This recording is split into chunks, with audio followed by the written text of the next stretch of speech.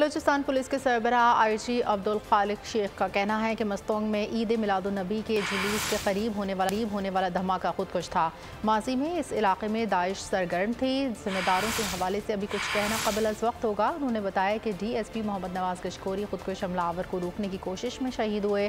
लोगों की बड़ी तादाद के बाइस ज़्यादा जानी नुकसान हुआ। धमाके में 3 पुलिस कांस्टेबल भी जख्मी हुए।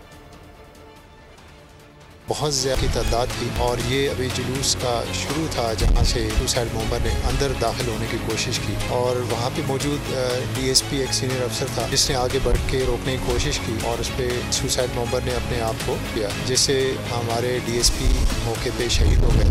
कुछ बुनियादी तफ्तीश जो है उससे कुछ कंक्लूजन्स भी ड्रॉ किए हैं, लेकिन इस एरिया में पहले कुछ ग्रुप्स एक्टिव रहें, हम उनके ऊपर भी काम करें। फिलहाल उस पर मज़ीद रोशनी डालना काबिल अज़ वक्त होगा।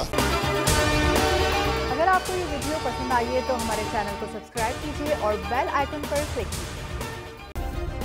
सब्सक्राइब करें और बेल दबाएं ताकि कोई खबर रह न जाए।